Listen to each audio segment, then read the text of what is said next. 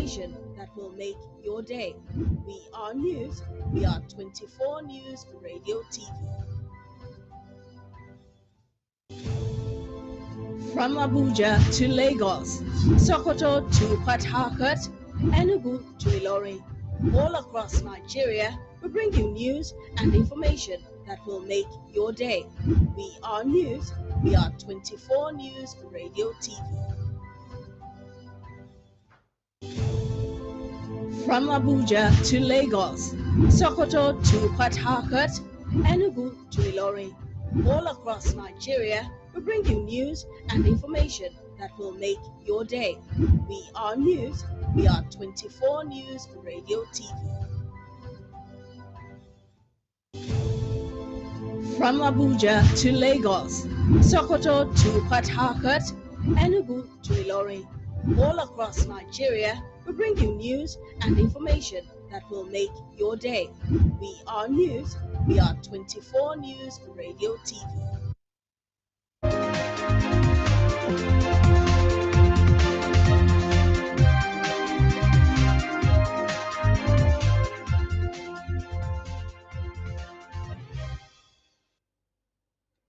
A lovely afternoon to you. Many thanks for joining us on the news. My name is Grace Nwafo. Former Vice President Atiku Abubakar has faulted the House of Representatives bill seeking the establishment of the Political Parties Registration and Regulation Commission, which aims to register, regulate, and monitor the organization and operation of political parties in Nigeria. Although the ex-vice president lauded the initiative to strip the Independent National Electoral Commission of the powers to register and regulate the activities of political parties, he warned of the financial implications of creating another public institution given the economic realities of the time. The bill was co-sponsored by the Speaker of the House of Representatives, Tajuddin Abbas, and the member representing Eson Central, Eson West, and Iguebin Federal Constituency, Edo State, Marcus Onobum. Findings revealed that the bill currently before the House Committee on Constitution Review seeks to alter sections 40, 81, 84, 153, 222, 225, 226, 228, and the third schedule of the Constitution to establish the Political Parties Registration and Regulation Commission and empower it to register, regulate, and monitor political parties in the country. Speaking with newsmen, Atiku noted that the INEC, as currently constituted, is saddled with too many responsibilities, so much that its capacity to deliver on the primary mandate of conducting free, credible, and transparent elections has been called into question in the past few weeks. He said that the INEC Nigeria is a well-structured agency to deliver on the mandate for which it was established. Speaking through the national coordinator of the Obedient Movement, Tanko Yunusa, and the presidential candidate of the Labour Party in 2023, Mr. Peter Obi, faulted the planned amendment of the bill, noting that the registration of political parties remains one of the primary duties of INEC. The People's Democratic Party, African Democratic Congress, Labour Party, and others have criticized Minister of Works Dave Umahi for urging the Southeast to back President Bola Tinubu's re-election bid in 2027. Umahi had appealed to the Southeast to support Tinubu, claiming it would serve the long-term interest of the Igbo people. Reacting to Umahi's remarks, spokesperson of the Senator Nenadi Usman-led national leadership, Mr. Ken Asogwa, described the minister's statement as self-serving. Asogwa noted that if Umahi felt so strongly about canvassing support for Tinubu's re-election in 2027, he should boldly take his message to Kano or any other state in the Northwest, where Peter Obi has practically become a household name. The PDP Deputy National Legal Advisor, Okechukwu Osoha, said Umahi was not sincere in his remarks. Osoha said the minister was merely expressing the position of his party and not speaking on behalf of the Southeast or Nigerians at large. Kano State Commissioner for Transportation Alhaji Ibrahim Namadi has resigned from his position just few hours after Governor Abba Yusuf received a report of the investigation committee probing his involvement in the controversial bill of a suspected drug baron, Suleiman Danwawu. Namadi announced his resignation in a statement signed by the Director General Media and Publicity, Kano Government House, Sanusi Dawakintofa, earlier today. He explained that his decision to resign was made in the interest of the public and in the light of the sensitive nature of the matter. Namadi thanked Governor Abba Yusuf for the opportunity to serve the state while reaffirming his dedication to the principles of good governance and responsible leadership. The statement also disclosed that his resignation has been accepted by the governor. And heading over to the southeast, where the Anambra State Signage and Advertisement Agency has intensified its crackdown on political parties yet to comply with the mandatory 50 million naira campaign permit fee. The fee imposed by ANSA grants political parties the right to erect billboards, posters, brand vehicles, hoist banners, and engage in other outdoor campaign activities across the state. Addressing journalists at the agency's headquarters in Oka, ANSA Managing Director and Chief Executive Officer Tony Ujubono revealed that only 5 out of the 16 registered political parties participating in the election have complied with the fee payment. According to him, the compliant parties include the Young Progressives Party, African Democratic Congress, Action Alliance, Labour Party, and the All Progressive Grand Alliance, with APGA being the most recent to fulfill the requirement on July 12.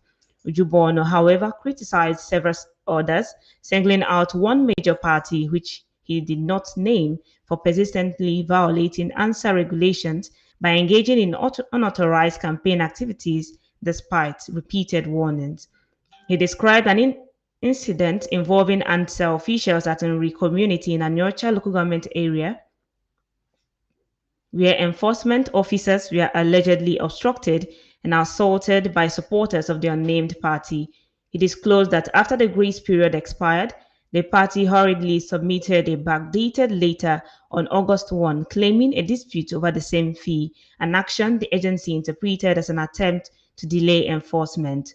Ujubono emphasized the need for a level playing ground where only law-abiding parties are recognized by credible contenders in the forthcoming election. This is still the news at noon on 24 News Radio and Television. Still to come and news from the foreign scene and the world of sport. Stay with us. Welcome to 24 News Radio and Television, your trusted companion for real-time updates, expert analysis, and compelling conversations. We bring the world closer to you with clear, credible, and concise information at every moment. With our seasoned reporters and sharp broadcasters, we dig deep to uncover the facts behind the headlines from your neighborhood to the global stage. Stay connected with 24 News Radio and Television for breaking news and current happenings across the globe. 24 News Radio and Television. The world is closer than you think.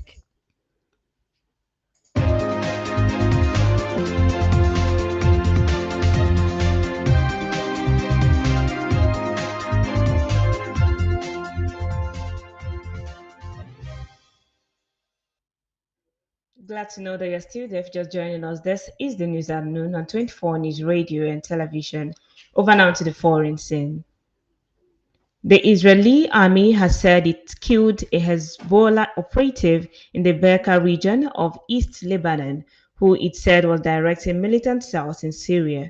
The Syria-based cells plan to launch rocket attacks towards the Golan Heights, it added, referring to the area annexed by Israel following the 1967 war with Syria. Lebanon's cabinet had on Tuesday tasked the army with developing a plan to disarm militant group Hezbollah by the end of the year, an unprecedented step since civil war factions gave up their weapons decades ago. The decision followed heavy U.S. pressure and came as part of implementing a November ceasefire that sought to end more than a year of hostilities between Israel and Hezbollah, including 2 months of all-out war. The confrontation left the militant group badly weakened, though it remains part of its arsenal.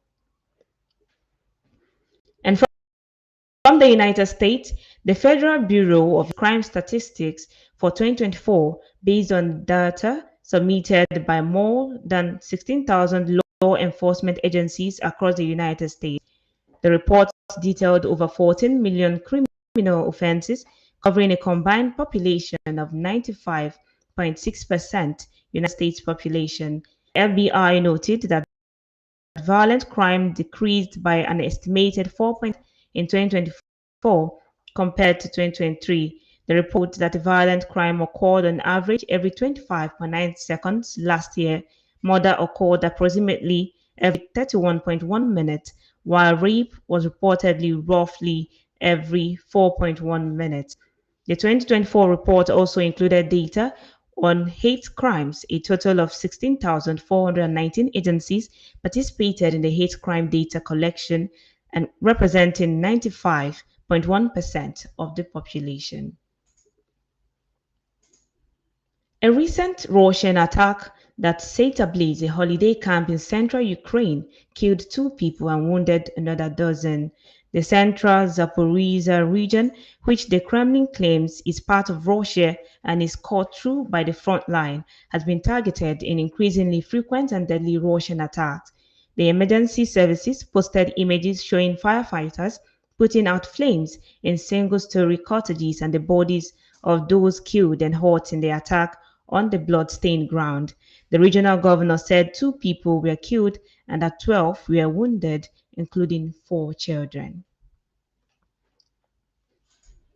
And heading over to the world of sports, the camp of the Nigerian senior men's national basketball team, the Tigers, is expected to witness the arrival of more players from the provisional roster as preparation for the 2025 FIBA AfroBasket continue.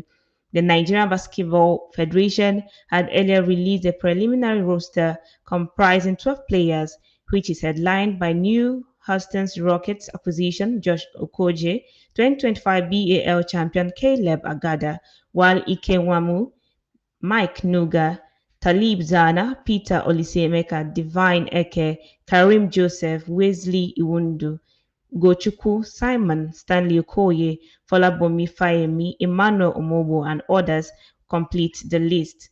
With campaign now having commenced officially earlier this week in Abuja, just 9 players from the provisional list have arrived. However, more members of the team are expected to hit camp as the team tries to build cohesion and chemistry before their first game of the tournament on August 13. And that is a wrap on the news at noon on 24 News Radio and Television. Do stay tuned for more programs will be coming your way. My name is Grace Nwafo. Enjoy the rest of your afternoon.